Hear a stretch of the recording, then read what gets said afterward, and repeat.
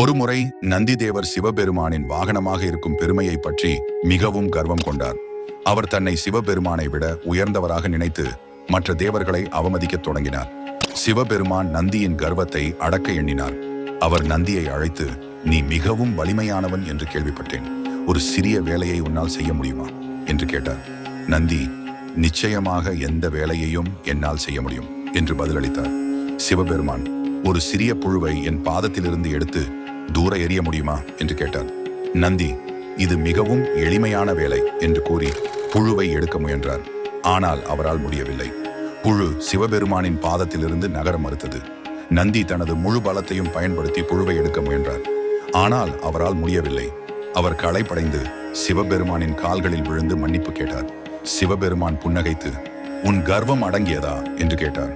நந்தி தனது தவறை உணர்ந்து சிவபெருமானின் கால்களில் விழுந்து மன்னிப்பு கேட்டார். சிவபெருமான், "கர்வம் அழிவுக்கு வழிவகுக்கும், பணிவுதான் உண்மையான பலம்" என்று அறிவுறுத்தினார். இந்த கதை கர்வம் அழிவை ஏற்படுத்தும் என்பதையும் பணிவு மற்றும் அடக்கத்தின் முக்கியத்துவத்தையும் உணர்த்துகிறது. ஒருமுறை சிவபெருமான் பிச்சைக்காரன் வேடத்தில் பூமிக்கு வந்தார். பார்வதி தேவியும் அவருடன் மாறுவேடத்தில் வந்தார். அவர்கள் இருவரும் ஒரு கிராமத்திற்கு சென்று ஒவ்வொரு வீடாக பிச்சை கேட்டனர். பல வீடுகளில் அவர்களுக்கு உணவு கொடுக்க மறுத்துவிட்டனர். சிலர் அவர்களை அவமானப்படுத்தினர்.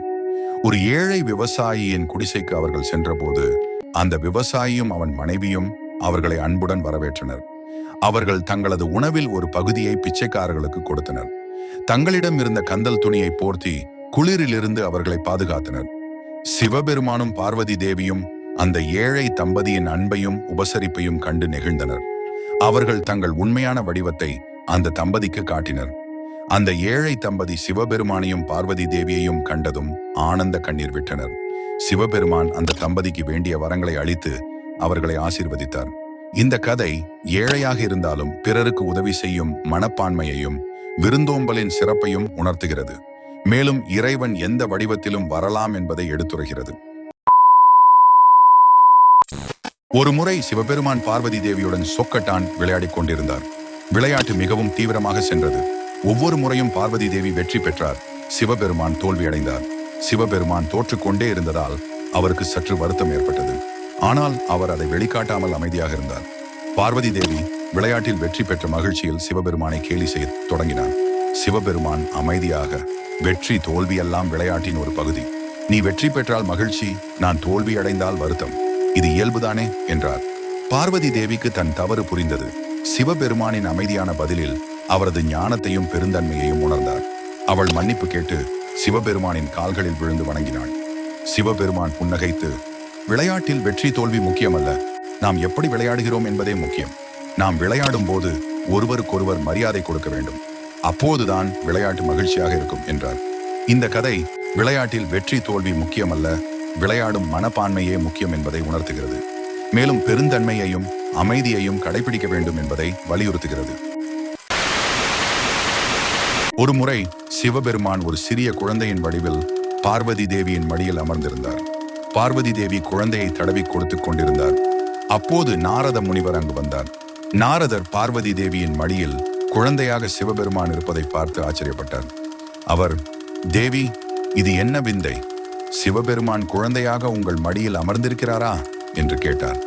பார்வதி தேவி புன்னகைத்து, "நாரதரே, இது சிவபெருமானின் லீலை. அவர் பக்தர்களின் விருப்பத்திற்கேற்ப எந்த வடிவத்தையும் எடுப்பார். அவர் குழந்தையாக இருக்கும்போது என் தாய் பாசத்தை அனுபவிக்கிறார்" என்றார். நாரதர் சிவபெருமானின் லீலையை உணர்ந்து அவரை வணங்கினார். அப்போது சிவபெருமான் தனது உண்மையான வடிவத்தை நாரதருக்கு காட்டினார். நாரதர் சிவபெருமானின் தரிசனம் கண்டு ஆனந்தமடைந்தார். சிவபெருமான் நாரதரிடம், "நான் பக்தர்களின் அன்பிற்கு கட்டுப்பட்டவன். அவர்கள் என்னை எந்த வடிவத்தில் பார்த்தாலும் நான் அவர்களுக்கு காட்சி கொடுப்பேன்" என்றார். நாரதர் சிவபெருமானின் கருணையை உணர்ந்து அவரை புகழ்ந்து பாடினார். இந்த கதை சிவபெருமான் பக்தர்களின் விருப்பத்திற்கேற்ப எந்த வடிவத்தையும் எடுப்பார் என்பதையும் பக்தியின் மேன்மையையும் உணர்த்துகிறது. ஒருமுறை பார்வதி தேவி சிவபெருமானிடம், "உலகில் அன்பு என்றால் என்ன?" என்று கேட்டார். சிவபெருமான் புன்னகைத்து, "அன்பு என்பது தியாகம்" என்றார். பார்வதி தேவிக்கு இது புரியவில்லை. அப்போது ஒரு விவசாயி வயலில் வேலை செய்து கொண்டிருந்தான். அவனது மனைவி அவனுக்கு உணவு கொண்டு வந்தாள். திடீரென ஒரு பாம்பு அவளை கடித்தது. அவள் மயங்கி விழுந்தாள். விவசாயி பதறிப்போய் தன் மனைவியை காப்பாற்ற உதவி கேட்டு கூச்சலிட்டான். சிவபெருமான் ஒரு மருத்துவர் வடிவில் அங்கு வந்தார். அவர் விவசாயியின் மனைவியை பரிசோதித்து, விஷத்தால் பாதிக்கப்பட்டுள்ளாள். அவளை காப்பாற்ற ஒரு வழி இருக்கிறது, ஆனால் அது ஆபத்தானது என்றார். விவசாயி, எப்படியாவது என் மனைவியை காப்பாற்றுங்கள் என்று கெஞ்சினான். மருத்துவர், உன் உயிரை பணயமாக வைத்து அவள் உயிரை காப்பாற்ற முடியும் என்றார். விவசாயி உடனே ஒப்புக்கொண்டான். மருத்துவர் விவசாயியின் உடலில் இருந்து விஷத்தை எடுத்து அவனது மனைவியின் உடலில் செலுத்தினார். விவசாயி மயங்கி விழுந்தான். அவனது மனைவி கண் விழித்தாள். அவள் தன் கணவன் மயங்கி கிடப்பதை பார்த்து கதறி அழுதாள். சிவபெருமான் பார்வதி தேவியிடம், பார்த்தாயா, இதுதான் அன்பு. தன் உயிரை பணயம் வைத்து மற்றவர் உயிரை காப்பாற்றுவதுதான் உண்மையான அன்பு என்றார். பார்வதி தேவிக்கு அன்பு என்றால் என்ன என்று புரிந்தது. இந்த கதை உண்மையான அன்பு என்பது தியாகம் என்பதை உணர்த்துகிறது.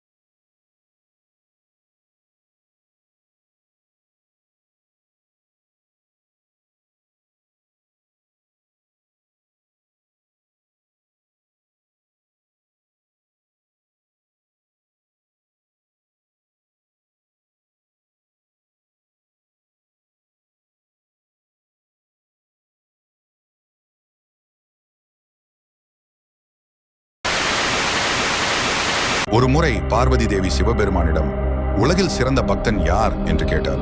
சிவன் சிறுவன் உபமன்யுதான் என்றார். பார்வதி உபமன்யுவின் பக்தியை சோதிக்க விரும்பினாள். உபமன்யு சிவபெருமானின் தீவிர பக்தன். அவன் எப்போதும் சிவனை நினைத்து தியானத்தில் இருப்பான். பார்வதி உபமன்யுவின் முன் தோன்றி, உனக்கு என்ன வேண்டும் என்று கேட்டாள்.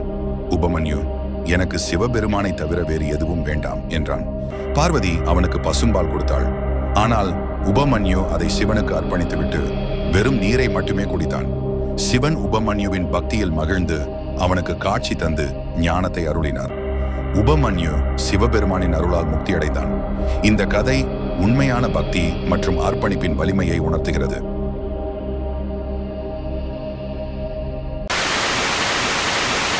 முன்னொரு காலத்தில் தாரகாட்சன், கமலாட்சன், வித்யுன்மாலி என்ற 3 அசுரர்கள் தங்கத்தால், வெள்ளியால், இரும்பால் செய்யப்பட்ட 3 பறக்கும் கோட்டைகளை திரிபுரங்கள் பெற்றிருந்தார்கள். அவர்கள் தேவர்களுக்கும் முனிவர்களுக்கும் பெரும் தொல்லை கொடுத்து வந்தார்கள். தேவர்கள் சிவபெருமானிடம் முறையிட்டார்கள். சிவபெருமான் தேவர்களின் வேண்டுகோளுக்கு இணங்கி திரிபுரங்களை அழிக்க முடிவு செய்தார். விஷ்ணு, பிரம்மா மற்றும் மற்ற தேவர்கள் உதவியுடன் சிவபெருமான் ஒரு பெரிய தேரை உருவாக்கினார். பூமி தேராகவும் மலைகள் வில்லாகவும் விஷ்ணு அம்பாகவும் மாறினார்கள். சிவபெருமான் அந்த தேரில் அமர்ந்து ஒரே அம்பினால் 3 கோட்டைகளையும் குறிவைத்தார். ஒரே நேரத்தில் 3 கோட்டைகளும் எரிந்து சாம்பலாயின. இந்த நிகழ்வு திரிபுராசுர சம்ஹாரம் என்று அழைக்கப்படுகிறது. இந்த கதை சிவபெருமான் தீமையை அழித்து தர்மத்தை நிலைநாட்டும் கடவுள் என்பதை உணர்த்துகிறது.